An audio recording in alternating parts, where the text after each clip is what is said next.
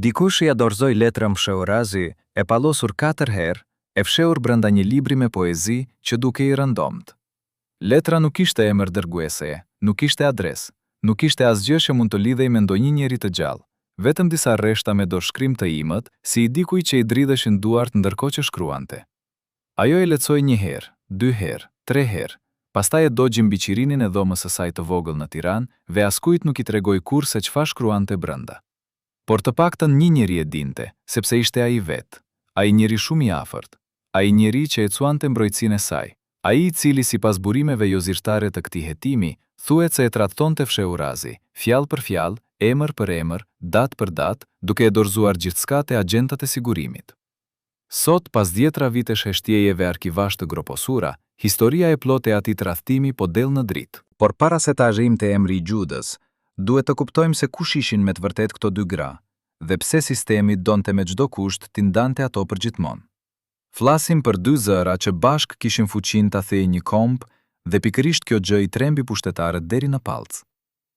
Vaçe Zella lindi në Lushnjë në vitin 1939, në një kohë ku Shqipëria ende nuk e dinte se çfarë priste. Nga fëmiria ajo ishte diçka ndryshe. Zëri i saj nuk ishte thjesht i bukur, ishte i panatirshëm, si të thuash, si një fenomen që nuk mund ta shpjegonte askush me fjalë të thjeshta. Kur filloi të këndonte publikisht, drejtuesit e fillimit të regjimit kuptuan shpejt se kishin në duar një armë shumë të fuqishme propagande, por edhe diçka akoma më të rrezikshme.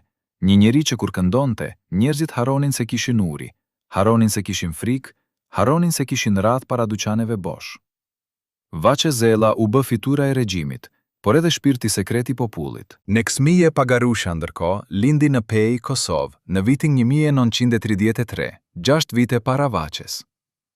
Nëse Vaçja ishte zëri i Shqipërisë socialiste, Neksmija ishte zemra e Kosovës shqiptare. Ajo zëri që mbante gjallë gjuhën, këngën, identitetin e një populli të ndarë nga kufija artificial. Ajo këndoi Kosovën kur Kosova nuk ishte të drejtë të fliste shqip pa u pyetur dhe pa u kontrolluar.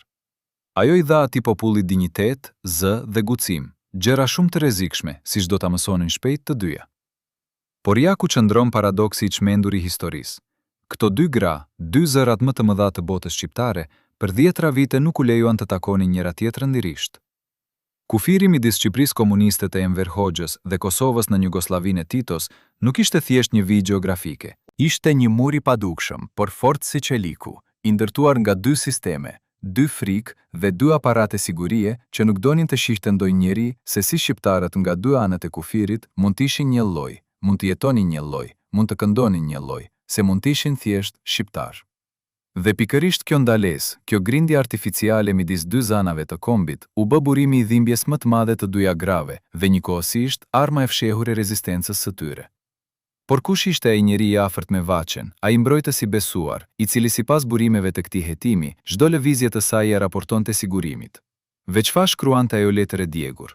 Për këto pyetje do t'u japim përgjigje. Por fillimisht, le të kthehemi në fillim, te casti kur 2 zërat që ndanin një njëjti komb, u ndan edhe fizikisht, dhe askush nuk mund ta parashikonte sa thellë do të dilte ajo plag. Kishte në arkivat e sigurimit një dosje që, sipas disa ish punonjësve të Ministrisë së Brendshme, të cilët kanë folur pas vitit 1990, mbante si titull jo emra, por vetëm 2 gjerma dhe një numër rendor.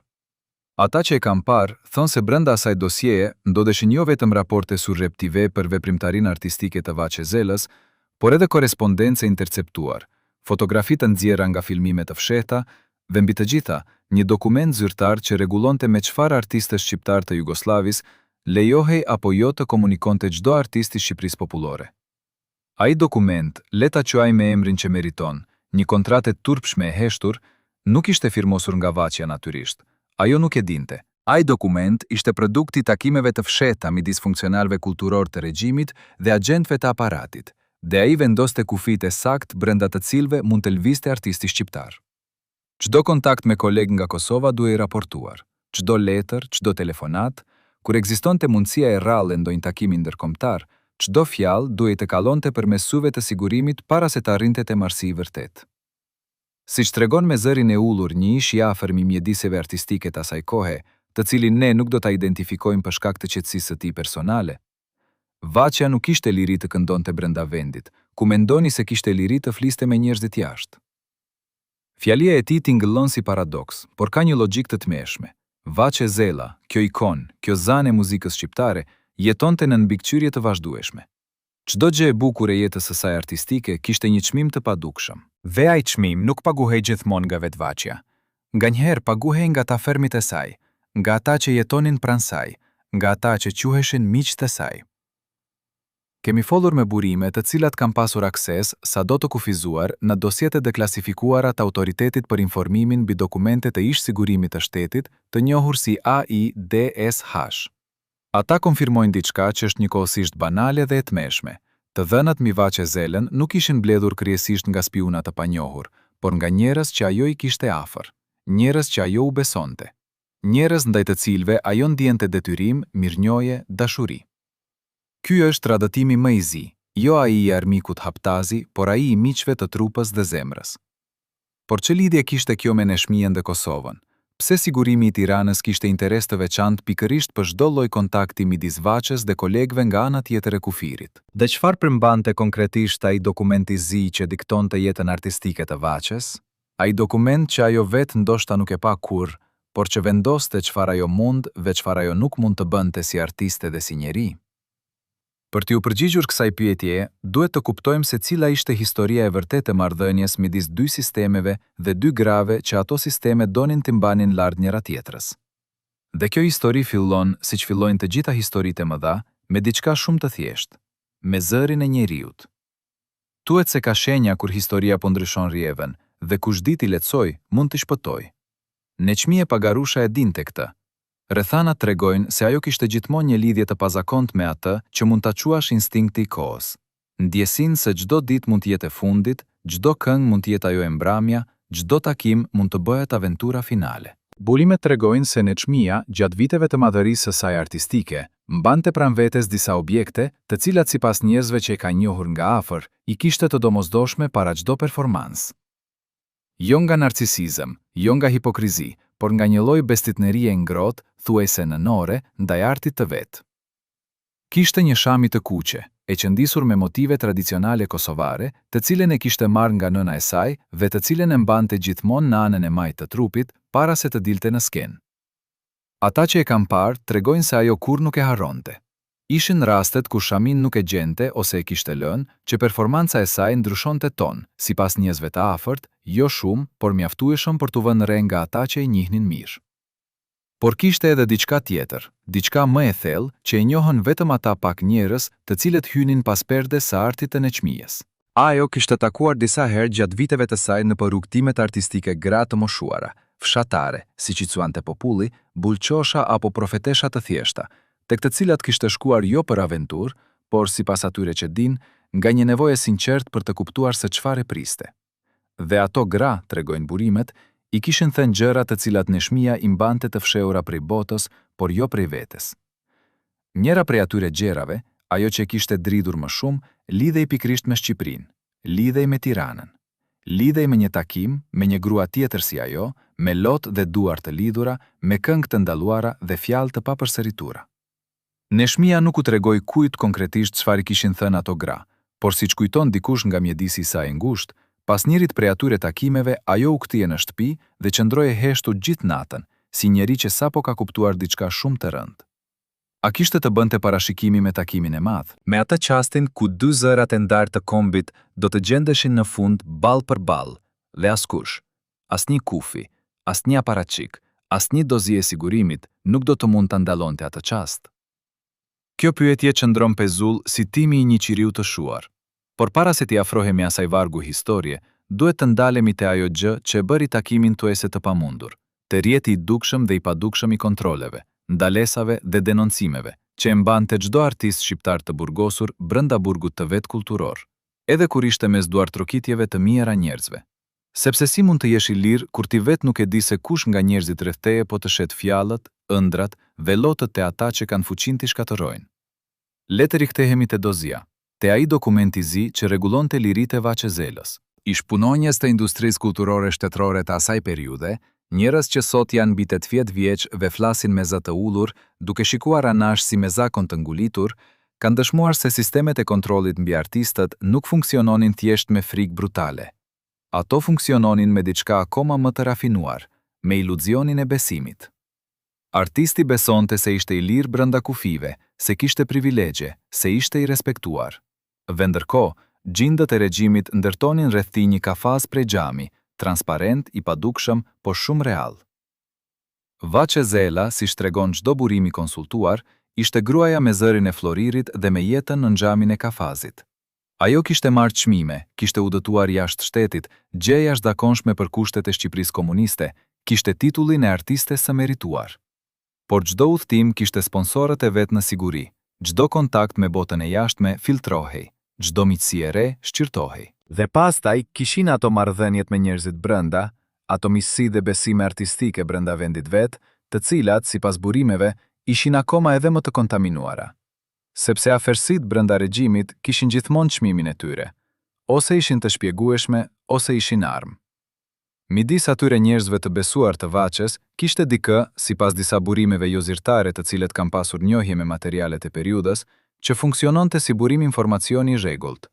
Dikë që njihte familjen e saj, kishin darkuar bashk, kishin qeshur bashk, kishin ndarë gëzimet e vogla të artit.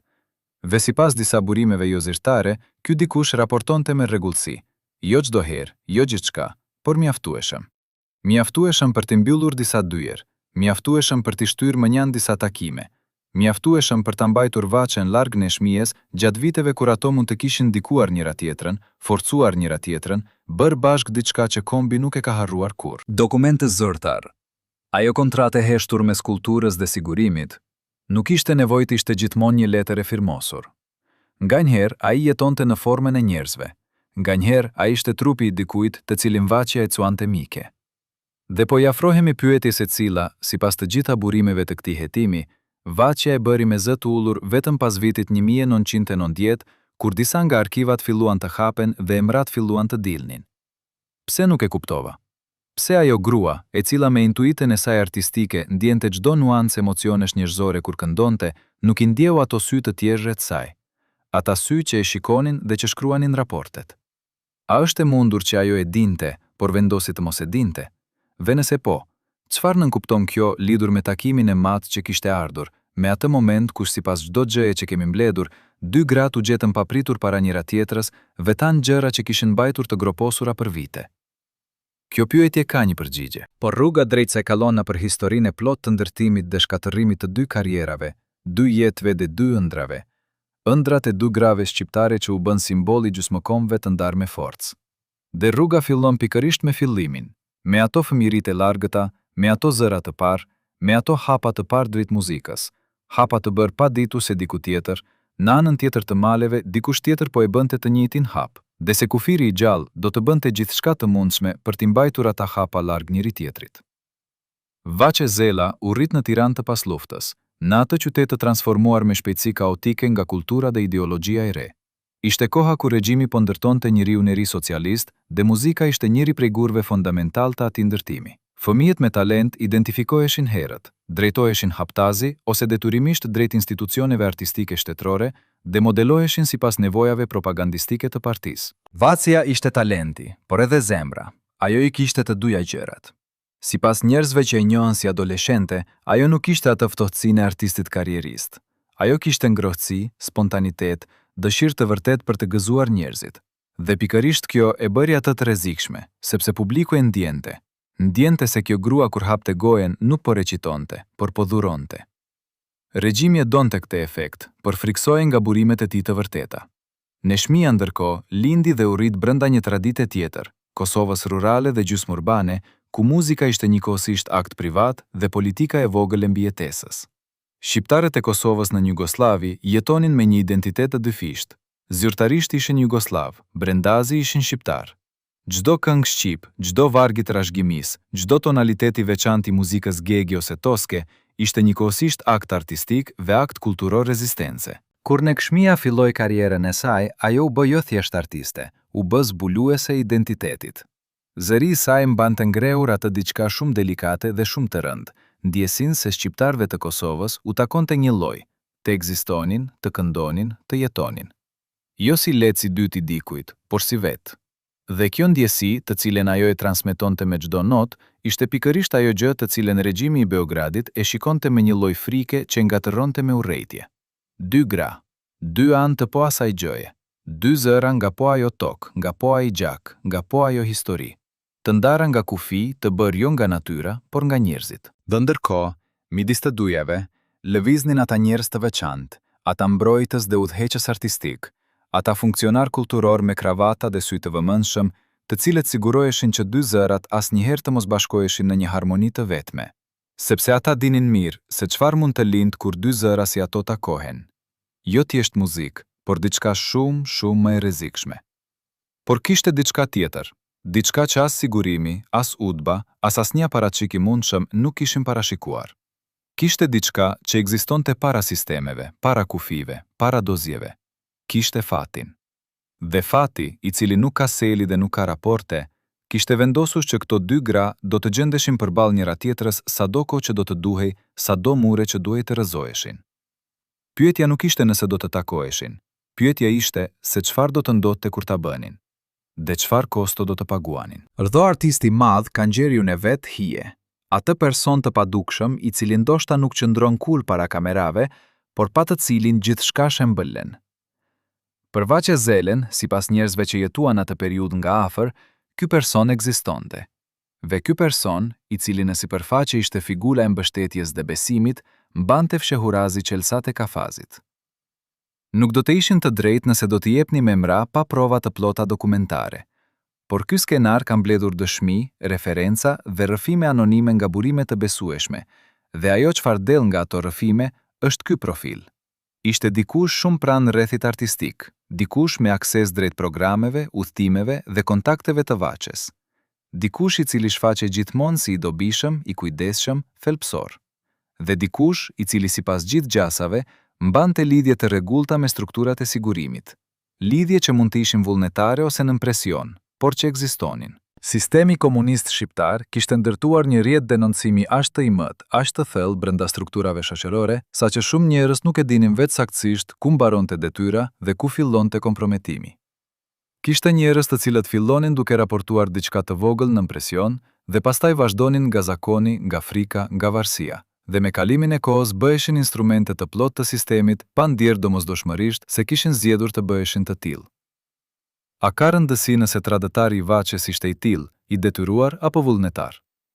Për historinë ndoshta, por për vaçen, nëse ajo i ka kuptuar ndonjëherë plotësisht gjendjen, efekti i tradëtisë ishte një lloj: vite të humbura, kontakte të penguara, mundësi të shkatëruara dhe mbi të gjitha, ndjesia e tmeshme dhe e ulët se asnjëherë nuk mund të ishe plotësisht vetja, asnjëherë nuk mund të besoje plotësisht, asnjëherë nuk mund të thoshe gjithçka. Sepse si thuhet një lojë ndaj dikujt me sy në sy.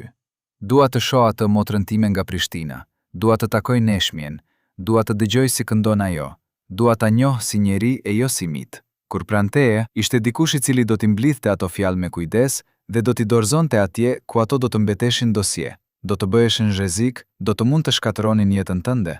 Dhe pikërisht kjo ishte thelbi i situatës. Vaçe Zela donte neshmjen, jo si rival, jo me zili, jo me xhelozi, por si dikë të tyrin, si dikë nga po ajo gjë. Dhe kjo dëshirë, kjo nevojë thjesht njerëzore për të takuar dikë si ti, ishte ajo gjë saktësisht të cilën sistemi e shfrytëzonte, e kontrollonte dhe e shtrëngonte si sustën e kafazit. Por kishte edhe udhban jugoslave, rendin kundërzbulues titoist, i cili kishte interesat e veta në neshmjen dhe në çdo kontakt të saj me Shqipërinë zyrtare. Jugoslavia e Titos dhe Shqipëria e Hoxhës ishin zyrtarisht armiqe pas grindjeve ideologjike të viteve të 50. Përçarje të cilat lanë shenjat e tyre në çdo aspekt të kulturës dhe artit të dy vendeve. Çdo kontakt midis artistëve të dy vendeve bëhej automatikisht objekt dyshimi për të dyja palët. Kjo nënkuptonte se neshmia, nëse ushtronte kontakte me kolegë shqiptar nga Tirana, rrezikonte nga njëra anë suspektin e jugoslavëve si agenti huaj, dhe nga ana tjetër, vaçja duke folur me neshmien, rrezikonte saktësisht të njëjtin suspekt nga ana e sigurimit, agenti i armikut jugoslav. Kjo ishte kurta e përsosur e sistemit. Çdo lidhje njerëzore, çdo dëshirë për të tejkaluar kufit artificial, kthehej automatikisht në akuzë potenciale. Dhe megjithatë, takohen njerëzit. Megjithatë, lëvizin ata drejt njëri tjetrit si magnete, sado mure të ketë midis. Sepse njeriu i vërtet, ai nën artistin dhe nën ideologjin, nuk mund të mbahet peng shumë kohë. Por ndërkohë që sistemi punonte, ndërkohë që dosjet të mbusheshin, ndërkohë që tradhtarët flisnin me zë të ulur nëpër korridoret e errëta, kishte diçka tjetër që po ndodhte pa zhurmë. Diçka e vogël, pa tituj zyrtar, pa protokolle, pa vull sigurimi. Diçka që do të rezultonte të kalonte përtej gjithë artificialiteteve të sistemit dhe do të çonte drejt asaj që nuk mund të iket. Dhe ky diçka kishte formën e muzikës. Sepse ndërkohë që shtetet ndërtonin kufi dhe agjentët mbushnin dosje, muzika e Vaçës po arrinte nëpër radio familjare, nëpër kaseta të kaluara dorë pas dore, nëpër njerëz që udhëtonin mes dy vendeve me kaseta të fshehta nën rroba. Dhe muzika e Neshmijës po arrinte në Shqipëri në mënyrë krejtësisht identike, jo zyrtarisht, jo me lejen e askujt, por sepse kufijt mund të mbajnë njerëzit, nuk mund të mbajnë zërin. A dinte Vaçja se Neshmija e dëgjonte? A dinte Neshmija se Vaçja e njihte? Dhe kur u afruan, çfarë u than ato? Dy gra e dy zëra të ndarë nga gjithçka, veç se jo nga gjaku dhe zëri? Kosova e viteve të 60, 70 dhe 80 ishte, mund të thuhet pa tepri, një vend i tensionit të vazhdueshëm. Tension midis identitetit shqiptar dhe shtetit jugoslav, midis traditës dhe modernitetit, midis represionit dhe dëshirës për liri. Neçmije Pagarusha qëndronte pikrisht në qendër të atij tensioni, si një vijë demarkacioni njerëzore. Ajo kishte marrëdhënie të mira me strukturat kulturore zyrtare, por ishte edhe krenaria e fshatarëve, minatorëve, nënave të thjeshta të Kosovës. Ajo nuk ishte kur thjesht artiste e establishmentit. Ajo ishte gjithmonë edhe diçka tjetër, diçka e pakontrollueshme. Dhe pikrisht kjo e bënte Udban të mbaj syt hapur, edhe kur Neçmija nuk ishte bërë asgjë tjetër veç se kënduar. Burimet tregojnë gjithashtu se Neçmija kishte qenë shumë herë ndërgjeshme për vëzhgimin që i bëi. Kishte momente kur ajo ndryshonte befas temat e bisedës, kur tërhiqej nga disa njerëz, kur disa ftesa i refuzonte pa shpjegim. Ata që e njihnin mirë e kuptonin se ajo nuk bënte këtë nga kaprico, por nga instinkti mbijetesës. Ai instinkti mpreth, i cili ka shpëtuar shumë artistëve dhe i cili u mësohet fëmijëve shqiptar të Kosovës, pothuajsi gjuhë e dytë. Të mbijetosh do të thotë të dish si të ecësh kur dikush po të shikon. Por kishte gjëra nga të cilat Neçmija nuk mund të tërhiqej, gjëra që i takonin thellë dhe të cilat nuk dinte t'i linte. Njëra prej atyre gjërave ishte lidhja me historinë, me trashëgiminë muzikore, me ato burime të thella dhe autentike nga të cilat vinte ajo vetë si artiste.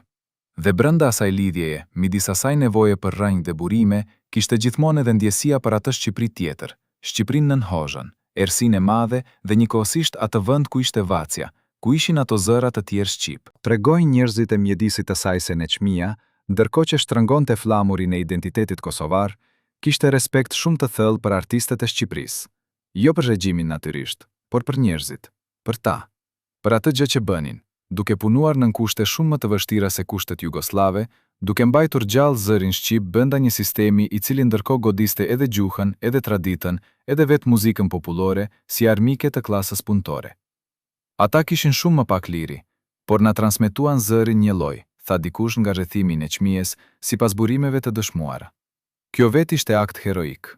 Dhe Vaçja, ajo grua në Tiranë, e cila nuk e dinte se çfarë rreth saj po regjistrohej, po shkruhej, po raportohej, a e dinte se nga ana tjetër e kufirit, dikush me shami të kuqe e ndiqte me vesh të mpreth dhe zemër të hapur? Kush mund ta thotë me siguri? Por ka një gjë të cilën e dinë të gjithë ata që kanë jetuar atë kohë dhe janë ndjerë shqiptar të ndarë.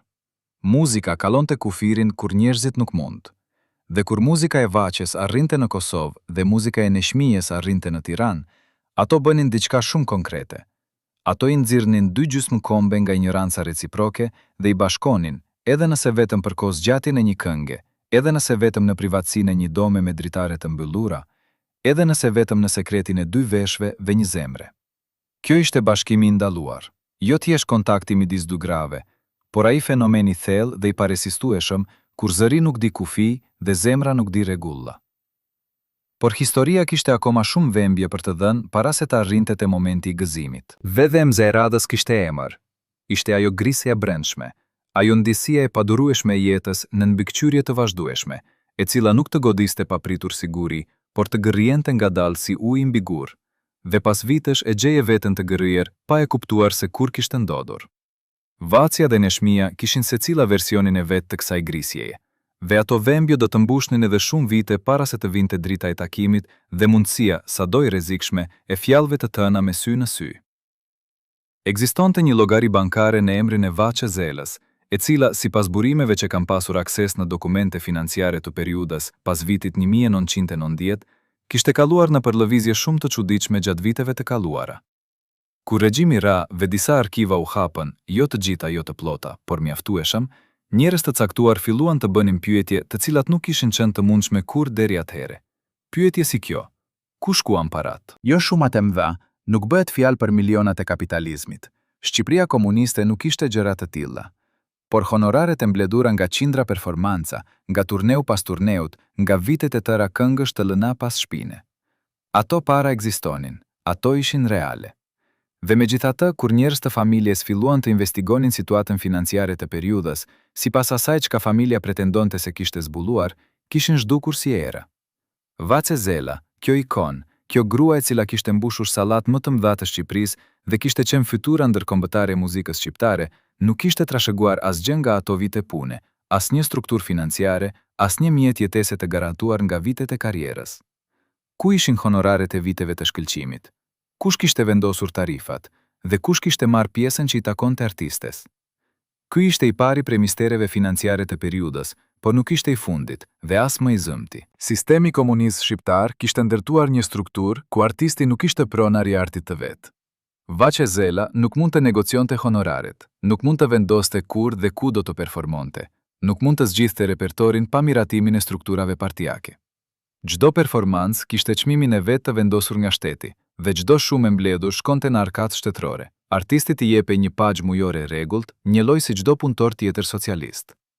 Kjo pagjë kishte vlerë relative brenda sistemit, por nuk kishte asgjë të bënte me vlerën reale të asaj që prodhonte artisti.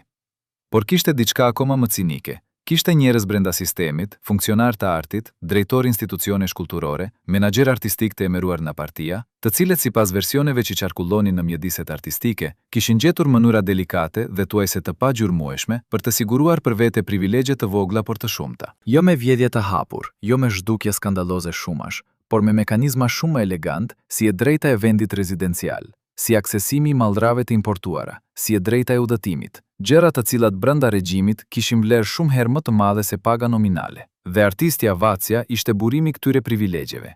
Ajo ishte arsyeja pse disa njerëz udhëtonin, arsyeja pse disa njerëz bënin takime ndërkombëtare, arsyeja pse disa njerëz merrnin shpërblime nga fondet kulturore shtetërore. Ajo punonte, ata merrnin. Dhe kjo nuk ishte thjesht padrejtësi ekonomike, ishte diçka akoma më e dhimbshme, sepse mes atyre njerëzve ishin dhe disa të cilët ajo i konsideronte besnik, ndihmës, miq.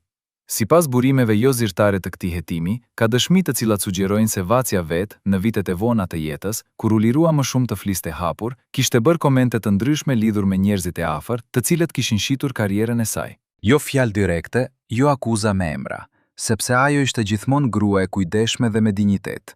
Por aluzionet e qarta, në kuptime që ata që i njihnin, i kuptonin mirë.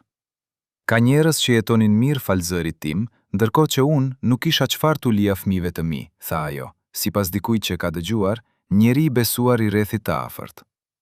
Kjo fjalë vetme, e thënë me qetësinë e dikujt që ka duruar shumë, e thot gjithçka, sepse pasaj qëndron një jetë e tërë e punës, e talentit, e dhënies, dhe zbulimi shumë vonë se ata që ke besuar të rrethoheshin për të të mbajtur, kishin qenë në fakt ata që do të qëndronin prapa teje.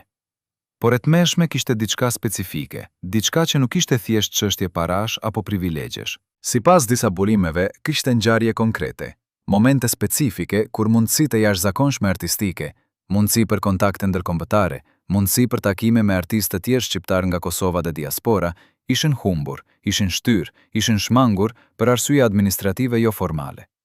Dhe prapa atyre arsyeve formale, sipas burimeve, qëndronin vendime të marra pa konsultimin e Vaçes, vendime të cilat ndërhynin drejt për drejt në mundësinë e takimit me Neshmien.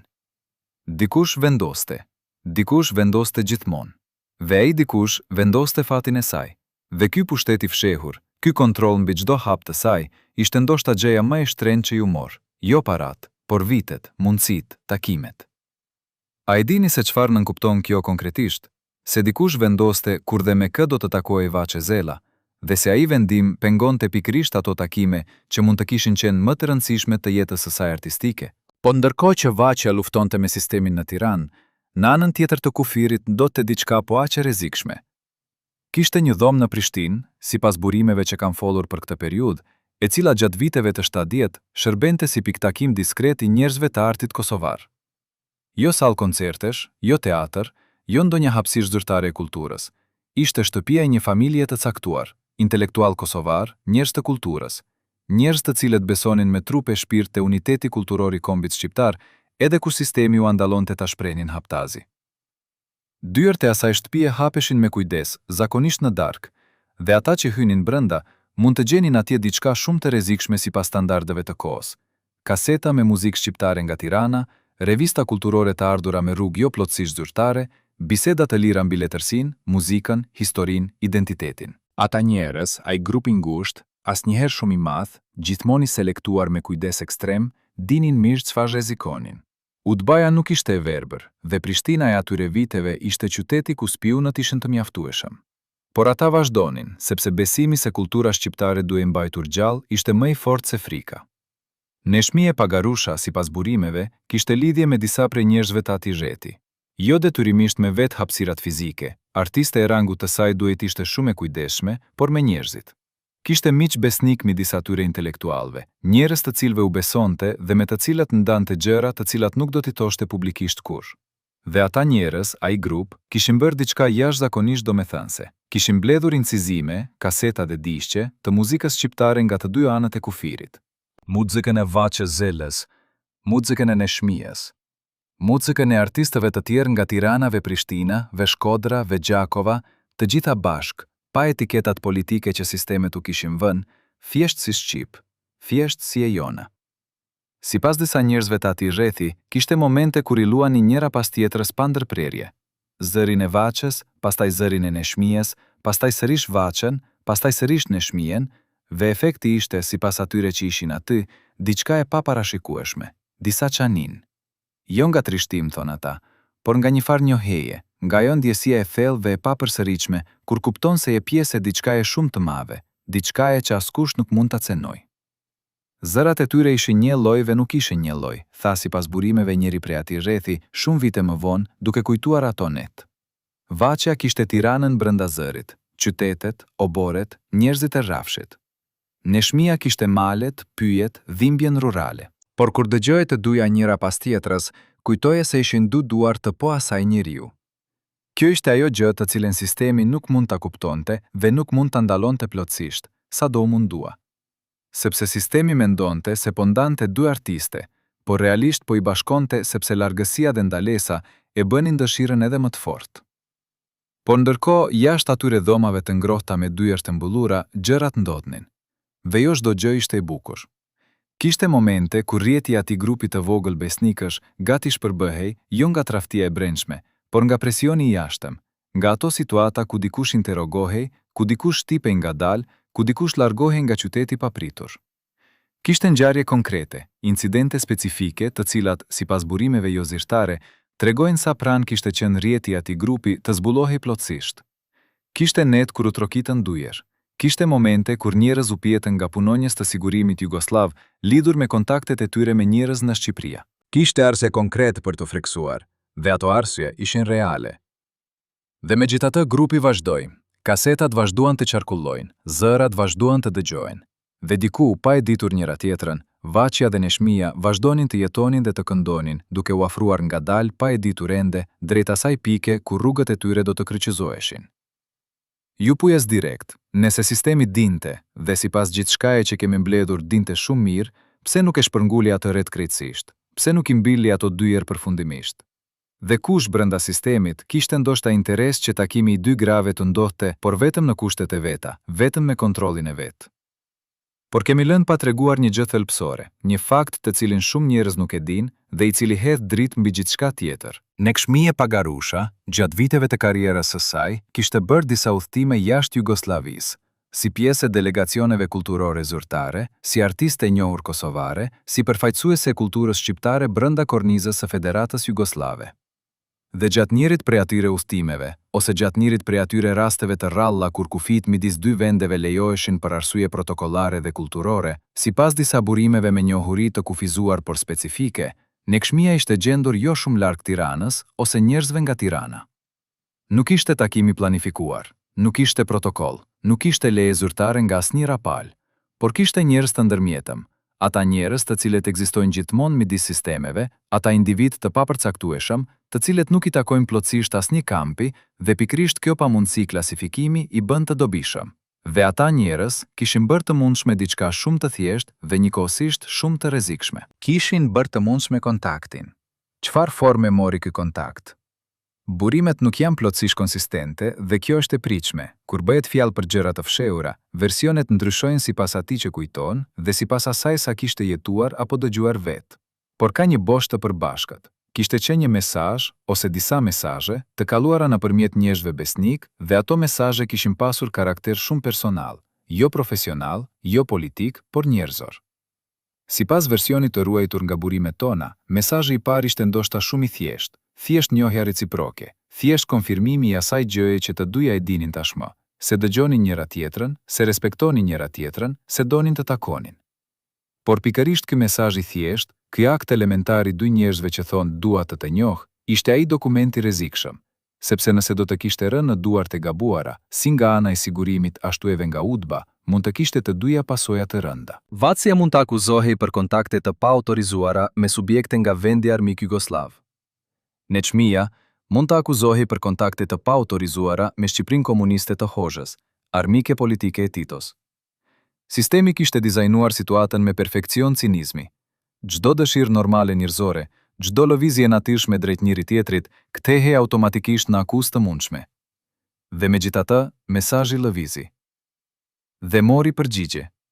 Kjo është ajo gjë e cila sipas burimeve ndodhi në sfondin e gjithçkaje tjetër. Njerëzit e thjeshtë, ata ndërmjetës anonim të historisë, kishin bërë të mundshme atë që dy shtetet donin të ndalonin. Dhe ky fakt modest dhe i mat një herazi, është ndoshta fragmenti më i bukur i të gjithë kësaj historie.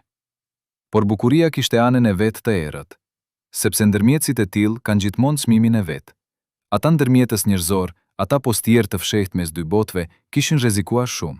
Dhe disa prej tyre, sipas gjasave, Kishin paguar çmimin e atij rreziku, me të gjitha mënyrat e disiplinimit, të cilat dy sistemet dinin t'i përdornin, nga interpelimi e deri te izolimi social, nga humbja e punës e deri te gjërat akoma më të rënda, të cilat i shprehin me kujdesin që u takon. A i dinin Vaçja dhe Neçmia çmimin e paguar nga ata njerëz të fshehtë? Dhe nëse e dinin, a e rëndoi kjo njohurinë e takimit eventual? E bëri atë gëzim edhe më kompleks, edhe më të lyer me ndjenjen e detyrimit dhe borxhit ndaj atyre që kishin paguar për të? Çanta e Neçmie pagarueshës e ditës së asaj vizita zyrtare, e mbrojtur nga protokolli, e cila sipas burimeve i kishte dhënë asaj mundësinë rrallë të qëndronte jo shumë larg Tiranës, kishte brenda, ndërmjet dokumenteve dhe veshjeve, diçka shumë specifike. Sipas dikujt që ka qenë afër atyre ngjarjeve dhe ka folur pas shumë vitesh, ajo mbante me vete një incizim, jo kasetë rëndomt, por incizim specifik, i zgjedhur me kujdes. ishte zëri i Vaçezelës duke kënduar njërën prej këngëve të cilat Neçmia i kishte dëgjuar shumë herë përmes atyre rrugëve të fshehta, nëpër ato dhoma me dyert të mbullura. Kishte mbajtur atë incizim me vete, sipas burimit, si një lloj shenje, si një objekt mbrojtës, si ajo gjë që e quante të vetëm brenda çdo udhtimi larg shtëpisë. Ky detaj, i vogël, i thjesht, shumë njerëzor, thot gjithçka për atë çfarë ishte marrëdhënia midis dy grave para se të takoheshin. Neçmia mbante zërin e Vaçës me vete, dhe mundësia e madhe sipas burimeve është se Vaçja bënte diçka shumë të ngjashme me zërin e Neçmias, e mbante atë të fshehur, por të pranishëm, si diçka shumë të vetën, si diçka shumë të rëndësishme. Kjo lidhje e çuditshme, ky dashuri e fshehur e dy artisteve për njëra tjetrën, kishte zgjatur vite para se ato të takoheshin. Kishte qenë e pandërmjetme nga asnjë takim fizik, e paprekshme nga asnjë kontakt i drejt për drejt, dhe megjithatë reale. Reale si muzika vet. Dhe tani, në atë ditë specifike, ato ishin shumë pranë njëra tjetrës fizikisht. Jo brenda të njëjtës dhomë akoma, por brenda të njëjtit hark mundësie. Kishte njerëz midis tyre, njerëz besnik, njerëz të kujdesshëm, njerëz të cilët dinin si funksiononte lloja dhe si mund të bëhej gjëja pa tërhequr vëmendjen e gabuar. Por kishte edhe diçka tjetër, kishte syt. Sipas burimeve, kishte njerëz rreth asaj vizite zyrtare, njerëz me profile specifike, njerëz të cilët nuk ishin thjesht diplomat apo funksionar kulturor, të cilët ndiqnin lëvizjet me kujdes shumë specifik. Ata njerëz dinin diçka. Ata njerëz ndoshta kishin informacion nga dosjet e tyre respektive, nga rrjetet e tyre. dhe ata kujtonin me kujdes. Ishte kjo kurtha e fundit e sistemit, jo ndalimi brutal, jo muri i celikt, por vëzhgimi i vazhdueshëm. Ajo ndjesia e pareshtur se dikush po shikon, se dikush po llogarit, se çdo lëvizje e çdo gjest i madh ose i vogël mund të bëjë shënim në një dosie. Nezhmia e dinte këtë. Vacia e dinte këtë. Dhe megjithatë, sipas gjithçkaje që bulimet tregojnë, të dyja vendosën të vepronin një lloj, ta hidhnin hapin. Sepse kishte vite që prisnin, kishte vite që kishin dëgjuar njëra tjetrën nga larg, kishte vite që kishin ruajtur brenda vetes ato gjëra të cilat mund t'i thuheshin vetëm dikujt si ti. Dhe asnjë dosje, asnjë vëzhgim, asnjë raport i shkruar me dorë që dridhej natën vonë, nuk mund ta ndallonte çastin kur dy njerëz vendosin të shohin njëri tjetrin në sy. Por si ndodhi konkretisht? Çfarë u tha? Çfarë ndodhi brenda asaj dhome, ose asaj hapësire, asaj çasti, ku dy gratë e mëdha, dy zërat e ndarë të kombit gjetën njëra tjetrën? Dhe pse, sipas burimeve, dikush nga ata syvëzhgues e kapi frymën, u shqetësua me të vërtet jo nga paregullësia protokollare, por nga diçka shumë më e thellë. Për të kuptuar atë çast, duhet fillimisht të kuptojmë çfarë kishte ndodhur pak kohë përpara. Dhe çfarë kishte bërë atë takim jo thjesht të rrezikshëm, por potencialisht shpërthyes si forcë simbolike. Ka momente në histori kur ngjarjet konvergojnë në një pikë të vetme me precizitet të çuditshëm, sikur koha vetë të ketë vendosur të bëjë diçka. Kjo pikë ekzistonte edhe për Vaçen dhe Neshmien, dhe kishte forme në një periudhë specifike kur të dyja po kallonin sfida shumë të rënda, ku të dyja ndodheshin në prag të diçkaje, jo rënies, por ndryshimit, atij ristrukturimit të brendshëm që vjen kur dikush ka duruar shumë dhe nuk mund të durojë në të njëjtën mënyrë. Vaçja, sipas burimeve, kallonte nëpër një periudhë të vështirë të marrëdhënieve me strukturat e artit shtetëror. Kishte pasur fërkime, tensione, shumë prej tyre jo publike, shumë prej tyre të fshehura nga sytë e publikut. Ajo që publiku shihte ishte gjithmonë ajo grua elegante, ai zërim mrekullueshëm, ajo buzëqeshje me protokoll të ngrirë. Por pas atij ekrani kishte sfida të cilat nuk do t'i zbuloheshin asnjëherë plotësisht publikut. Nechmia ndërkohë kishte kalluar në tensionin e madh të viteve të 70 dhe 80 në Kosovë, periudhë e shënuar nga lëvizjet studentore, nga protestat, nga përshkallëzimi i krizës politike midis identitetit shqiptar dhe shtetit jugosllav.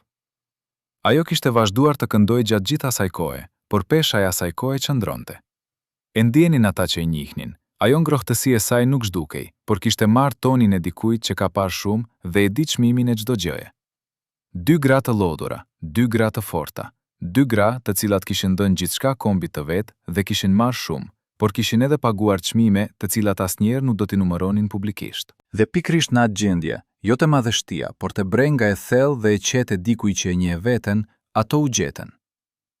Sipas burimeve tona, takimi nuk u realizua me ceremoni të madhe. Nuk ishte fanfara, nuk ishte protokoll, nuk ishte incizim zyrtar. Kishte njerëz besnik dhe hapësirë diskrete, dhe ai moment kur dy gra qëndruan përfundimisht ball për ball. Burimet tregojnë se ishte Neshmia, ajo e cila foli e para, dhe fjalët e para, sipas atij burimi i cili ka dëgjuar nga dikush tjetër, i cili vetë ishte afër, nuk ishin fjalë të mëdha, nuk ishin fjalë historike. Ishin thjesht fjalët e dikujt që takon vllan apo motrën pas vitesh ndarjeje. Thjesht emri. Thjesht Vaçe. Dhe Vaçja, sipas të njëjtit burim, kishte ngritur syt dhe kishte qëndruar çaste pa thënë asgjë. Dhe pastaj kishte qarë. Jo nga trishtim, thon ata që e kuptojnë, por nga ai lloj gjëje pa emër, ajo ndjesia kur dike ke pritur shumë gjatë dhe kur ai dik vjen, trupi nuk di si ta menaxhoj befasin dhe lehtësin bashk. Por të tjerët, ata sy të kujdesshëm, ata njerëz me profile specifike rreth vizitës zyrtare, kishin vënë re. Dikush kishte vënë re. Dhe sipas burimeve, raportimi kishte filluar menjëherë. Sistemi kishte hungur betejën njerëzore. Takimi kishte ndodhur. Por kishte akoma armë në dorë. Mund të minonte efektin, mund të ndodhte dëm indirekt, mund të bëhej presion retrospektiv. Dhe kjo, sipas gjithçkaje që kemi mbledhur, ishte pikërisht ajo që ndodhi në ditët dhe javët pas takimit. Jo ndëshkimi drejt për drejt, jo akuze hapur, por ato mekanizma të hollë të sistemit, ato lëvizje shumë të qëllimshme të cilat i thoshin artistit. Ne e dim, ne jemi aty, mos mendoni se jeni të lirë. A kishte takime të tjera pas atij të parit? A arritën Vaçja dhe Neshmia të shiheshin sërish, apo ai çast unik mbeti i vetmi? Dhe ato lot të heshtura, ato fjalë të thëna midis dy grave që kishin shpëtuar veten duke kënduar. Çfarë kuptimi kishin? Çfarë kishin thënë njëra tjetrës atëherë kur sistemi nuk ishte pasur kohë t'i ndalë? Mjeku që kujdesej për Vachezelen gjatë viteve të fundit të karrierës së saj, ka ruajtur heshtin për dekada. Por ka njerëz të cilët kanë qenë pjesë e asaj jete intime, ata të padukshmit e skenës, ata asistent dhe teknik dhe grimier, të cilët kalojnë vite duke u bërë si mobilje brenda jetës së një artisti të madh, dhe ata njerëz kanë parë gjëra të cilat asnjëherë nuk kanë hyrë në intervistë, asnjëherë nuk kanë gjetur vend në kronikën zyrtare. Njëra prej atyre njerëzve, grua e moshuar tani, e cila ka punuar si asistente dhe grimiere në estradën shtetërore të Tiranës për mbi 20 vjet, ka folur. Jo për gazetar, jo për kamera, por për njerëz të besuar të cilët e kanë quar historinë e saj te ne. Dhe ajo çfarë ka thënë e zhvesh plotësisht mitin e ikonës së pathyeshme. Kishte mbrëmje kur ajo nuk mund të ngrihej nga karrigja e grimierit, thot ajo, me zërin e dikujt që ka mbajtur diçka shumë të rëndë shumë gjatë. Unë i vendosja stres pas strese, i mbulloja sytë e kuq nga qarja, i fshija djersa nga balli dhe ajo mbante duart e shtrënguara mbi gjunjë si njeri që lufton kundër diçkaje të brendshme shumë të madhe. Dhe pastaj ajo ngrihej, dilte dhe salla shpërtente. Pauzë. Dhe askush nuk dinte asgjë. Kjo grua, le ta quajmë Mira sepse emri i vërtet i takon asaj dhe jo kronikës, kishte parë gjëra të cilat një sistem i strukturuar mirë do t'i kishte fshehur me kujdes.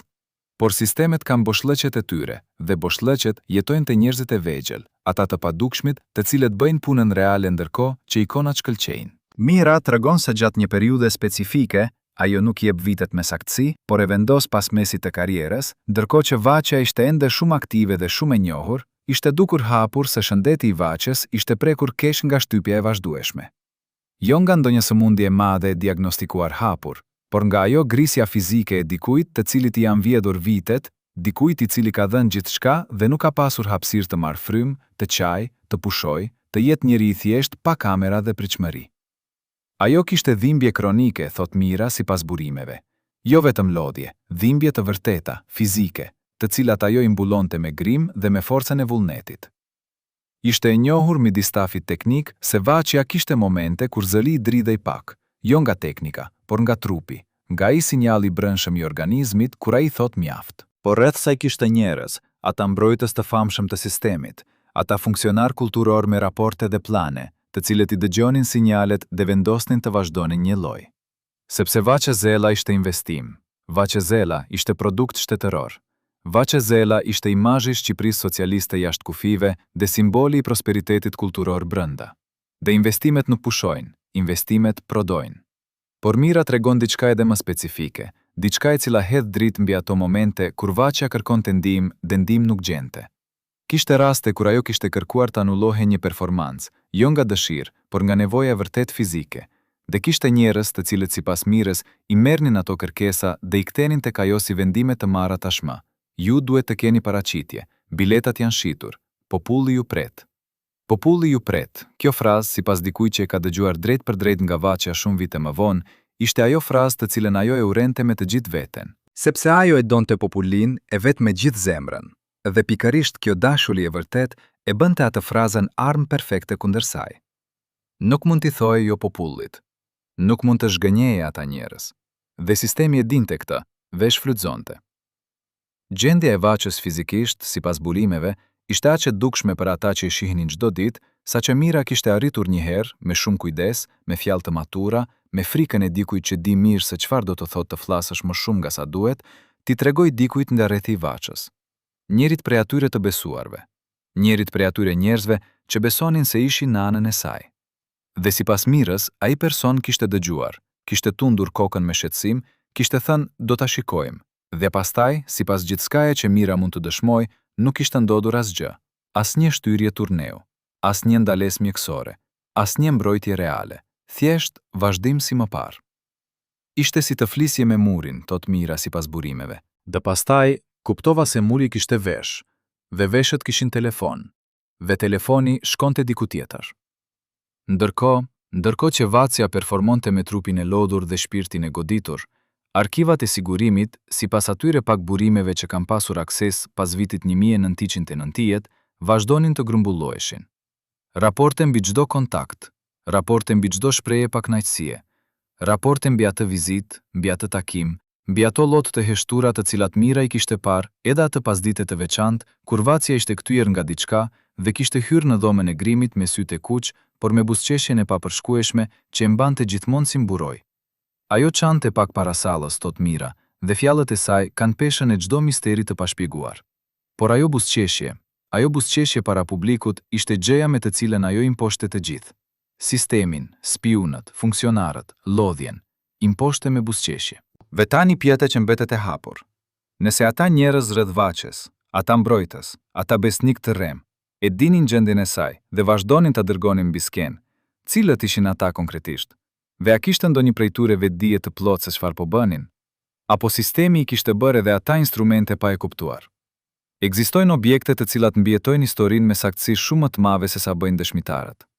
Njerëzit harrojnë, ndryshojnë, shtojnë dhe heqin nga kujtesa sipas nevojës dhe kohës, por objektet qëndrojnë, të heshtura dhe të pakomprometuara, duke mbajtur brenda tyre çastin e tyre të ngrirë. Dhe kishte disa objekte të lidhura me historinë e Vaçezelës dhe Neçmie Pagarushës, të cilat sipas burimeve tona kanë gjasa të mëdha të kenë ekzistuar, edhe nëse fati I tyre pas rënies së dy regjimeve mbetet I pasigurt. Njëri prej tyre ishte një kasetë, jo kasetë e rëndomt, jo ajo lloj incizimi zyrtar I cili mbahi në arkivat shtetëror. Ishte një incizim informal, sipas burimeve, bërë jo në studio, por ndoshta në kushte amatore, ndoshta edhe me instrumente të thjeshta, ndoshta me zë jo të pastër, dhe mbi të ishte shkruar me laps, jo me shkrim makinerie, vetëm 2 fjalë dhe një shenjë pikpyetje. Burimet nuk janë dakord mbi çfarë shkruanin ato 2 fjalë. Disa thonë se ishte thjesht emri I Vaçes dhe emri I Neçmies. Disa të tjerë sugjerojnë se ishte diçka tjetër, ndoshta titulli I një kënge, ndoshta një shënim date, ndoshta diçka personale dhe e pakuptueshme jashtë kontekstit. Por të gjithë burimet janë dakord mbi një gjë. Ajo kasetë ekzistonte. Ajo kasetë kishte kaluar në përduar. Dhe ajo kasetë, sipas atyre që e kam parë, mbante brenda diçka shumë të ndryshme nga incizimi zyrtar I karrierës së Vaçes.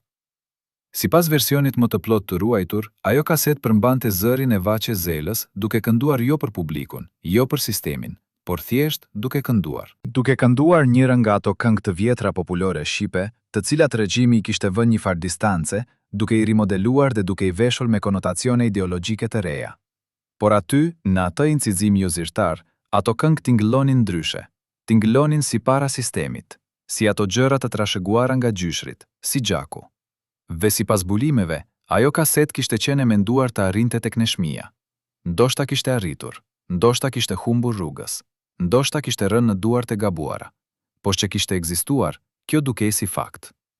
Pastaj vinte pyetja e dytë. Ku ishte ajo kasetë tani?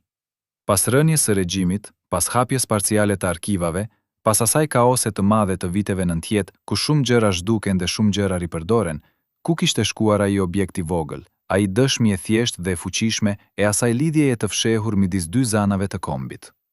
Burimet nuk japin përgjigje të plot. Disa sugjerojnë se kaseta të tilla, incizime jo zyrtare të periudhës, gjëra të bëra jashtë strukturave zyrtare, janë gjetur nëpër koleksione private të trashëguara, pa u kuptuar plotësisht vlera e tyre historike. Disa sugjerojnë se kishte materiale të tilla që janë shkatëruar, jo nga frika, por thjesht nga padia, nga ai moment kur njerëzit pastruan shtëpit dhe hodën gjërat e të vjetrës duke mos e ditur se po hidhnin dokumente.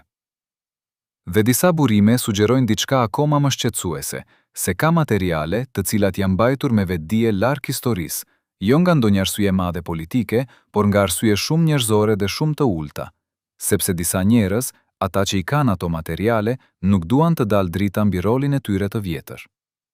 Sepse disa nga mbrojtësit e Vaçes janë akoma të gjallë, ose kanë pasardhës të gjallë, dhe historia e plotë e raporteve dhe dosjeve nuk u bën mirë. Dhe pikërisht kjo arsye shumë e thjeshtë dhe shumë e ulët e fshehjes së historisë, është ndoshta ajo gjë e cila ka mbajtur shumë të vërteta të periudhës të groposura. Jo shtetet, jo sistemet e mëdha, por njerëzit e vegjël me frikën e vogël. Por frika ka të bëjë edhe me atë se çfarë mbante Neçmia brenda vetes, dhe si ajo frikë nuk e ndalloi, por e bëri edhe më të vendosur. Kishte disa momente gjatë karrierës së saj kur ajo kishte pasur mundësinë të bënte kompromise politike, kompromise artistike, kompromise me udban, të cilat do t'i kishin dhënë asaj liri më të madhe dhe mbikëqyrje më të vogël. Kishte oferta sipas burimeve, kishte sugjerime indirekte, kishte ata njerëz të cilët me shumë diplomaci I tregonin rrugën e lehtë. Dhe Neçmia kishte zgjedhur gjithmonë rrugën tjetër, jo nga heroizëm I madh dhe dramatik, por nga ajo gjë shumë e thjeshtë dhe shumë e fortë. Ajo nuk mund të bënte ndryshe. Ajo ishte bërë nga ajo çfarë këndonte. Dhe ajo çfarë këndonte nuk mund të bënte kompromis. por ky vendosmëri kishte pasoja.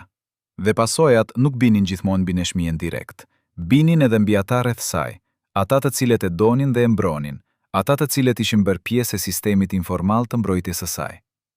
Dhe kjo gjë, kjo ndjesia se veprimet e tua rrezikojnë edhe të tjerët, ishte ndoshta ajo bare vetme të cilën ajo e mbajti shumë vite me shumë heshtje. Pjetja që del nga e gjithë kjo, nëse do të ekzistonte ajo kaset, nëse do të gjendej diku midis koleksioneve private të harruara apo arkivave të gjysmëhapura, çfarë do të na tregonte ai zë i Vaçes jo zyrtar, jo i sistemit, thjesht njerëzor? Dhe a do të ndryshonte çfarëdo nga ajo çfarë mendojmë se dim për këto dy gra dhe historinë e tyre? Kishte dikë shumë specifik, dikë të cilin Vaçe e kishte konsideruar ndër miqt dhe mbështetësit e saj më besnik, i cili dinte shumë më tepër nga sa duhet të kishte ditur, shumë më tepër nga sa mund ta shpjegonte prania e thjeshtë dhe natyrale e dikujt pranë jetës së një artiste. Ky person, i cili ka mbajtur gjithmonë profil diskret dhe ka shmangur vëmendjen publike me kujdes të qartë, kishte pasur akses tek informacione shumë specifike lidhur me kontaktet e Vaçes, me lëvizjet e saj, me ato takime të cilat ndodhen jashtë protokollit zyrtar, duke përfshirë takimin me neshmien. Burimet tona, disa prej të cilave kanë pasur njohje direkte ose indirekte me materialet e deklasifikuara dhe me njerëzit e asaj kohe, tregojnë se ky person, pak ditë pas takimit të dy grave, kishte bërë diçka shumë konkrete. Kishte shkruar. Jo letër miqësore, jo shënim artistik, por ato lloj dokumenti i cili brenda terminologjisë së aparatit quhej informacion operacional. Dokumenti strukturuar me seksione, me data, me detaje specifike mbi atë çka kishte ndodhur. Kush kishte qenë aty, çfarë kishte thënë kush? Si kishte reaguar Vaça? Çfarë kishte zgjatur takimi? Çfarë emrash ishin përmendur? Ky dokument, sipas burimeve, ishte dorëzuar dhe kishte hyrë brenda dosjes. Ishte bërë pjesë e atij rrjet informacionesh, i cili ndërtonte përdit e nga pak fotografinë e plot të rrezikut që paraqiste Vaçe Zella, jo rrezikun e asaj gruaje si individ, por rrezikun e asaj gjëje shumë të madhe dhe shumë të pakontrollueshme, e cila mund të lindte kur zëri i saj takohej me zërin e neshmies. Por pastaj kishte ndodhur diçka e papritur, diçka e cila, sipas burimeve, kishte ndryshuar dinamikën e gjithë situatës në një mënyrë që as sistemi dhe as ky besnik nuk e kishin parashikuar. Vaçja e kishte kuptuar. Jo plotësisht, jo me prova në dorë, jo me emra dhe data, por kishte kuptuar. Kishte ato momente, sipas dikujt nga rreti i saj që flet në shumë kujdes vite më vonë, kur ajo bëhej papritur shumë e heshtur gjatë bisedave me këtë person. Kur ajo ndryshonte temën. Kur ajo i jepte informacione neutrale, gjëra të parëndësishme të tashmë publike, dhe shikonte. Shikonte si reagonte ai. Shikonte se çfarë ndodhte me ato fjalë. Dhe sipas burimeve, kishte ndodhur diçka specifike, jo drame madhe, jo konfrontim, por ajo distancë graduale, ajo ftohje e heshtur, e cila është gjuha e njerëzve të zgjuar kur nuk mund të flasin hapur, por nuk mund të vazhdojnë si më parë. Vaçja kishte filluar ngadalë të mbyllte dyert, jo me bujë, jo me akuza, por me ato mekanizma diskret të cilët njerëzit shumë të mensur dhe shumë të goditur i zhvillojnë si mbrojtje. Ky person, ky tradhtar i heshtur, ky mik i rrem, kishte kuptuar se diçka kishte ndryshuar. Dhe sipas burimeve, reagimi i tij kishte qenë jo pendim, jo hapi prapa, por diçka shumë e ndryshme dhe shumë e vimshme. Kishte intensifikuar raportimet, kishte bërë të tjera, kishte shtuar detaje, kishte bërë edhe më të dobishëm ndaj atyre të cilëve u shërbente fshehurazi. Ky ishte ai kthimi që gullti sistemit, kur dosja e dikujt nuk mbylej, por mbushej akoma. Ku spiuni pasi ndjente se po humbte aksesin, bëhej edhe më jetur, edhe më i dëmshëm. Por kishte ndodhur gjithashtu diçka tjetër, diçka që nuk ishte pjesë e llogarisë së sistemit. Sepse ndërkohë që ky person raportonte dhe dokumenti mbushej, Vaçjes i kishte ndodhur diçka shumë konkrete. Kishte shkruar letra, shënime, fragmente ditari, gjëra personale, gjëra të brendshme. Dhe disa prej atyre gjërave, sipas burimeve, kishin lidhje direkte me takimin me neshmien, me atë çka ishte thënë atë ditë, me ato ndjenja shumë të mëdha të cilat nuk gjenin vend tjetër ku të dilnin. Ato shkrime kishin mbajtur brenda vetes diçka shumë të rëndësishme, jo prova, jo fakte politike, jo material subversiv sipas çfarëdo definicioni, por ato kishin mbajtur të vërtetën e brendshme të Vaçes Zellës. Dhe atë të vërtet, sistemi do t'i kishte ardhur mirë ta dinte. Çfarë ndodhi me ato shkrime? Sipas burimeve, Vaçja kishte qenë shumë e kujdesshme, shumë e vetëdijshme. Disa nga ato gjëra mund t'i ketë shkatëruar vetë, ashtu siç letra e parë e kësaj tregimi u dogj mbi qiri. Disa të tjera mund të kenë mbijetuar, të fshehura me kujdes, të lëna pas si trashëgjimi e heshtur. Dhe mes gjithë kësaj, mes tradhëtisë dhe frikës, dhe shkrimeve të fshehura dhe lotëve pas grimit, kishte akoma ajo lidhja me neshmien, ajo lidhje e paprekshme nga asnjë dosje, ajo gjë e cila kishte tashmë formën e takimit të bërë, e fjalëve të thëna, e emrit të thirrur dhe lotëve të derdhur. Dikush mund të raportonte, dikush mund të shkruante dosje, por ato lot ishin bërë tashmë reale. Dhe realiteti, edhe kur sistemet bëjnë çmos, nuk mund të çbëhet. A dini se çfarë bën tradhtin më shkatërimtare në këtë histori? Jo fakti që ndodhi, sepse tradhtit kanë ndodhur gjithmonë, në çdo kohë, në çdo sistem. Por fakti se ndodhi pikërisht atë, pikërisht pranë asaj lidhjeje shumë të çmuar, pikërisht mbi urën e ndërtuar me vite dëshire dhe heshtieje dhe kaseta të kalluara fshehurazi mes dy vendeve. Vese dikush e shfrytëzoi atë urë, jo për të lidhur, por për të raportuar. 2 orë para fundit të asaj vizite zyrtare, vizite e cila sipas të gjitha protokolleve duhet të mbyllej me ceremoni të ftohtë dhe duar të shtrënguara formalisht, dikush trokiti në derën e domës ku ndodhej Vaçe Zella. Jo me grushtin e hapur të dikujt miqësor, por me gishtin e ngurtë të dikujt me qëllim. Ai njeri nuk ishte pjesë e delegacionit protokollar, nuk ishte asnjë nga njerëzit e njohur të skenës artistike. Ishte dikush me pamje neutrale dhe të qëllimshme. Ai neutraliteti kultivuar i njerëzve të sistemit, të cilët mësohen të mos lënë gjurmë në kujtesën e të tjerëve. Sipas dikujt nga stafi i asaj ngjarje, i cili ka folur me shumë kujdes vite më vonë, ai njeri kishte hyrë brenda dhe deri kur ishte mbyllur dera, asnjëri nga korridori nuk ishte dëgjuar asgjë, jo fjalë, jo zë të ngritur, absolutisht asgjë. Por kur dera u hap sërish dhe ai njeri doli, Vaçja kishte mbetur brenda e ullur, me duart e vendosura mbi gjunjë, me atë qetësi të ngrirë të dikujt, i cili sapo ka dëgjuar diçka shumë të rëndë, dhe i cili po kalkulon me çdo fibër të trurit çfarë nënkupton ajo që dëgjoi. Ishte Mira, ajo grua e besuar, ajo grimiere e heshtur e cila kishte parë gjithçka, ajo e cila kishte hyrë minuta më vonë dhe e kishte gjetur Vaçjen në atë gjendje. Ajo nuk qante, tregon Mira sipas burimeve, ishte akoma më keq. Ajo thjesht shikonte poshtë, si njeri të cilit i kanë marrë diçka, por ai vetë nuk e ka vendosur ende se çfarë të bëj. Kush ishte ai njeri me gishtin e ngurtë? Dhe çfarë i kishte thënë ai Vaçes? Çfarë mesazhi? Çfarë paralajmërimi? Çfarë kujtese diskrete se sistemi shihte gjithçka dhe dinte gjithçka, i kishte dorëzuar atë pasdite, pikrisht në kohën kur takimi me neshmien ishte akoma i ngrohtë si zjarr brenda gjoksit. Pjetja ka mbetur e hapur me dekada, por burimet tona, të cilat kanë njohurit të kufizuara por specifike mbi raportet e asaj periudhe, sugjerojnë diçka shumë konkrete. Ai njeri nuk kishte ardhur rastësisht, kishte ardhur me njohurit të plot mbi atë çka kishte ndodhur, mbi takimin, mbi lotët, mbi fjalët e thëna, dhe kishte ardhur me një qëllim shumë të qartë, të kujtonte. Të kujtonte me atë gjuhë të fshehtë dhe të pakontestueshme të sistemit se çdo gjë ka çmimin e vet, dhe se çmimet paguhen gjithmonë kur vendos dikush tjetër. Dëburimet sugjerojnë se mesazhet që ai person kishte lënë, mesazh jo me gojë ndoshta, por me gjeste, me heshtje, me ato gjëra të vogla të cilat njerëzit e sistemit i kanë bërë gjuhën e vet, kishte lidhje me atë tradhtarin e heshtur, me atë mbrojtës të rem i cili kishte raportuar. Dikush donte t'i bënte të ditur Vaçes, ne dim se ti e di, dhe ne dim se ti do të vazhdosh. Por mos harro kush ka fuqinë. Vaçja ishte ngritur nga karrigja, kishte lënë Mirën të mbaronte grimin, kishte dalë dhe kishte bërë performancën e mbrëmjes. Me atë zë, me atë buzëqeshje, me atë dhunti shumë të rrallë të dikujt, i cili mund të jetojë brenda artit edhe kur jeta jashtë tij është bërë e papërballueshme. Por diçka kishte ndryshuar pas asaj dere dhe pas atij njeriu me gishtin e ngurtë. Diçka e brendshme, e padukshme, por reale si lëkura. Vaçja kishte kuptuar tani plotësisht, deri në fund, deri në ato shtresa të thella ku njeriu nuk mund të gënjej veten, se ishte vetëm. Se ata rreth saj, ata njerëz me të cilët ndante kafen dhe misin dhe zakonet e vogla të jetës artistike, kishin qenë edhe sytë e dikujt tjetër. Dhe se ai njeri i vetëm me të cilin mund të kishte folur me gjithë veten e saj atë pasdite, ajo grua me shamin e kuqe nda peja, ishte tashmë pas kufirit, e ndarë sërish nga distanca dhe sistemet dhe ato mure të padukshme të qelikut. A e kishte ditur në çmia për vizitën e atij njeriu me gishtin e ngurtë? A kishte marrë edhe ajo ndonjëherë mesazhe të ngjashme, ato paralajmërime diskrete që sistemi i dërgonte njerëzve shumë të njohur, si kujtesë se lavdia e madhe kishte edhe çmimin e vet? Dhe nëse po, si e kishte mbajtur veten? Si e kishte mbijetuar atë grisje të brendshme?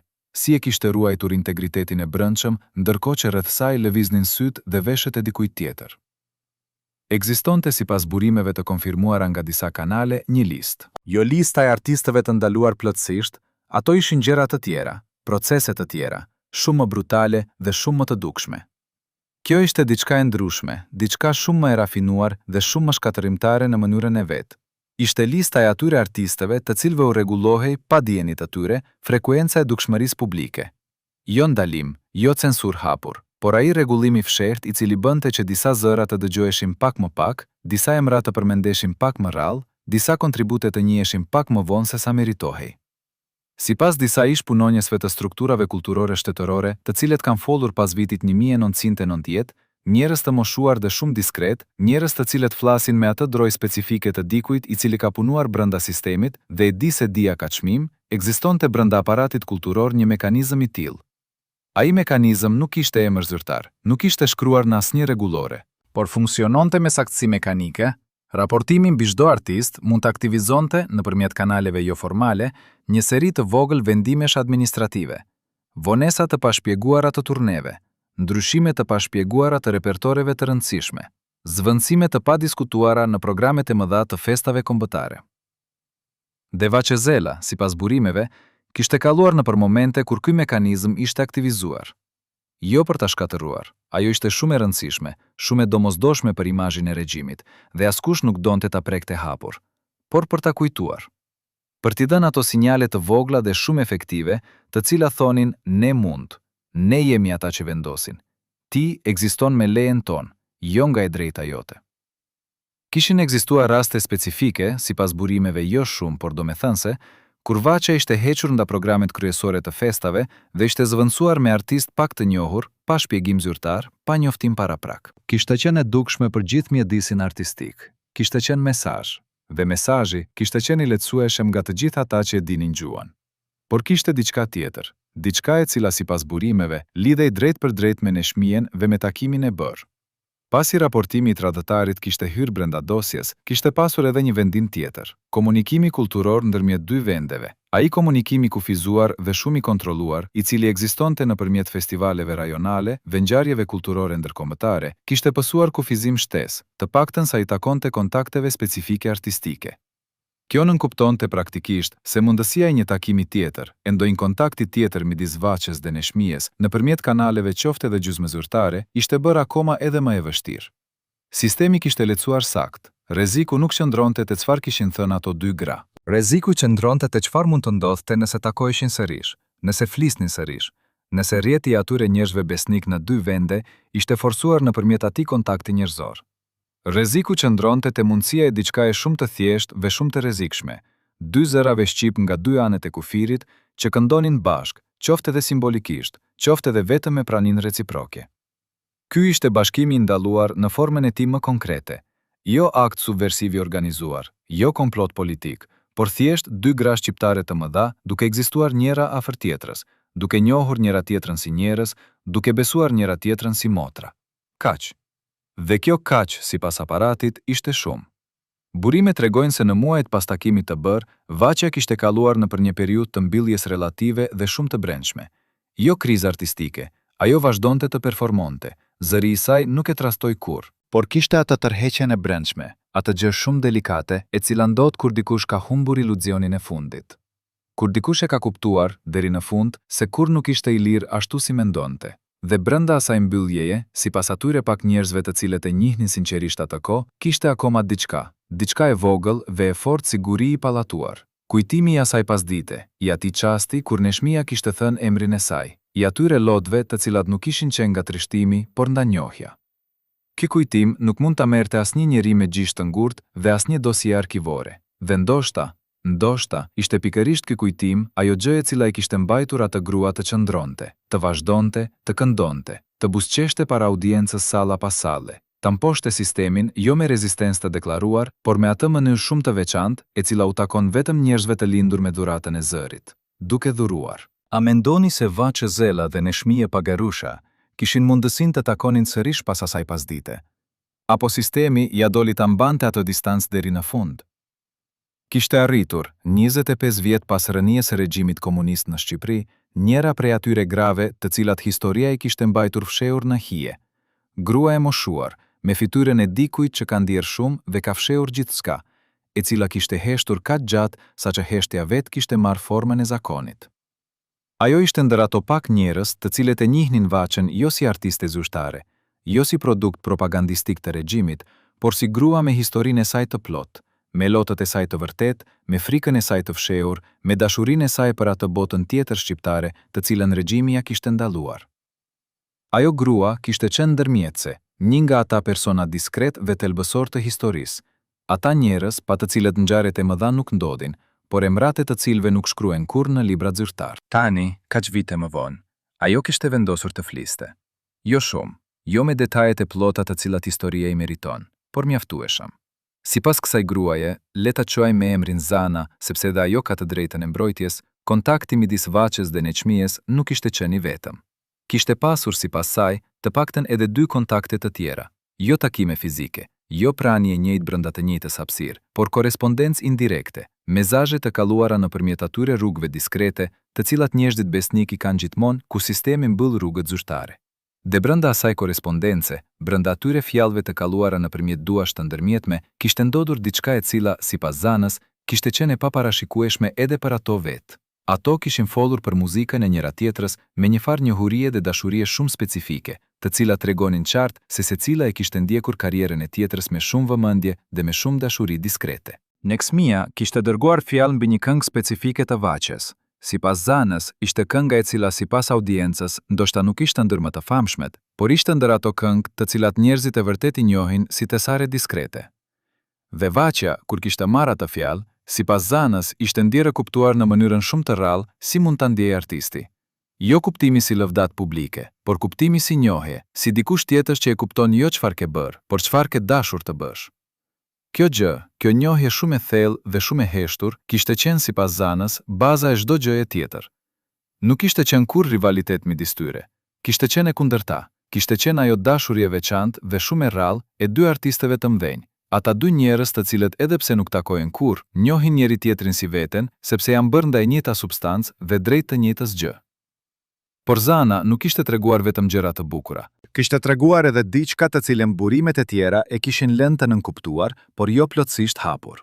Kishin pasur momente kur korespondenca kishte kalluar pranë syve të gabuar. Kishte qenë sipas saj të paktën një herë kur një prej mesazheve kishte ngecur, ishte vonuar, nuk kishte arritur, dhe kur kishte arritur, kishte pasur gjurmë të atyre duarve të ndërmjetme jo besnike. Jo qartë, jo provueshëm, por mjaftueshëm për t'i bërë të 2 gratë shumë të kujdesshme. Dhe pastaj, kishte ardhur ajo periudha e gjatë e heshtjes, vite kur korespondenca ishte ndalur krejtësisht, jo nga vullneti i tyre, por nga rrethanat, nga frika, nga ajo lodhja e madhe e dikujt që ka luftuar shumë gjatë me armë shumë të pabarabarta. Zana kishte heshtur disa çaste para se të vazhdonte. Dhe kur kishte vazhduar, zëri i saj kishte pasur atë cilësi specifike të dikujt që thot diçka të cilën e ka mbajtur brenda shumë gjatë dhe e cila duke dalë merr formën e pranimit. Ato 2 gra ishin vetmia e njëra tjetrës pa e njohur njëra tjetrën kurrë siç duhet. Dhe kjo vetmi, kjo gjë shumë e madhe dhe shumë e padrejtë, ishte ajo gjë të cilën sistemi nuk e kishte planifikuar, por e kishte krijuar. Dhe ajo ishte ndoshta krimi i tij i fundit. Pas rënies së regjimit komunist, ku Shqipëria hyri me dëm shtrënguar në kaotikën e tranzicionit, dhe kur edhe Kosova nisi rrugtimin e vet shumë të dimshëm drejt një ardhmie e ndryshe, Vaçe Zela dhe Neçmije Pagarusha kishin një mundësi tjetër, mundësi të cilën sistemi nuk mund ta ndalonte më. Mundësinë e njohjes publike reciproke, mundësinë e atij takimi që vjen jo fshehurazi, me dyer të mbullura, por hapur, me dritën e historisë mbi to. Por zheta, ajo gjë shumë e komplikuar dhe shumë e padrejtë, nuk i jep gjithmonë njerëzve çastin e gëzimit të pastër. Edhe ky takim eventual, kjo njohje e vonuar, kishte peshën e vet, kishte vitet e humbura mbi supe, kishte gjithçka atë që mund të kishte qenë dhe nuk kishte qenë. A besoni se historia u bën drejtësi njerëzve si Vaçja dhe Neçmia, apo edhe pas rënies së sistemeve, ata që tradëtuan mbeten gjithmonë jashtë dëmit?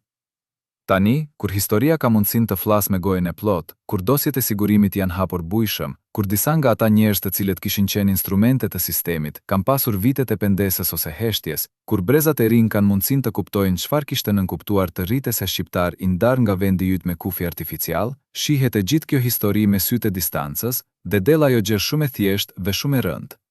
2 gra e kishin poshtur sistemin. Jo me revolt armatosur, jo me manifestime publike, jo me rezistencën dramatike të heronjve të shpallur, por me ekzistencën e tyre, me zërin e tyre, me atë lidhjen e pandërmjetme midis tyre të cilën asnjë dosje, asnjë ndërmjetës me gisht të ngurtë, asnjë tradhtar i heshtur nuk ishte arritur ta cenonte në telltë. Vace Zela, pasi Shqipëria doli nga era e gjatë e komunizmit, kishte mundësinë të fliste, sado me kujdesin e dikujt i cili kishte mësuar gjatë viteve se sa kushtojnë fjalët. Kishte folur me disa njerëz të cilëve u besonte, kishte ndar fragmente të asaj jete të brendshme të cilën publiku nuk e kishte parë kurrë. Dhe sipas atyre njerëzve, ajo kishte pasur gjithmonë, deri në fund, ato dy gjëra bashk: dhembjen e viteve të humbura dhe gëzimin e paçmueshëm të çasteve të vërteta, duke përfshirë atë çast me Neshmien, atë emër të thënë, ato lot të hedhura. Neshmie Pagarusha nga ana e saj kishte vazhduar të këndonte deri kur trupi e lejoi, dhe pak pas. Kishte bërë kthimin e madh pas çlirimit të Kosovës, kishte marrë gnjoje të merituara, kishte parë Kosovën e lirë, gjë të cilën gjeneratat e saj kurrë nuk e kishin menduar se do ta shihnin me sy.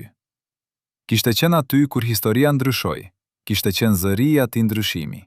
Dhe brenda saj, sipas atyre pak njerëzve të cilëve u kishte folur, kishte mbajtur gjithmonë kujtimin e asaj lidhjeje sekrete, ajo siguri e çmuar se ekzistonte dikush tjetër si ti, edhe kur të gjitha sistemet bëjnë çmos të tregojnë se je vetëm. Tani ai tradhtar i heshtur i historisë, ai profili i cili sipas burimeve kishte mbushur dosjet e sigurimit me raporte mbi Vaçen dhe mbi takimin e bërë, çfarë kishte ndodhur me të? Historia nuk e mban gjithmonë drejtsinë e shpejtë dhe dramatike. Por ka ndodhur diçka shumë konkrete.